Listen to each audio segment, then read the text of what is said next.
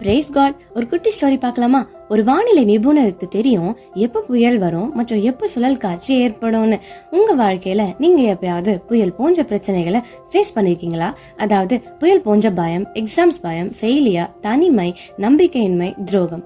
எல்லாருக்கும் புயல் போன்ற பிரச்சனைகள் வரதாங்க செய்யும். இந்த ஒரு வீடியோவை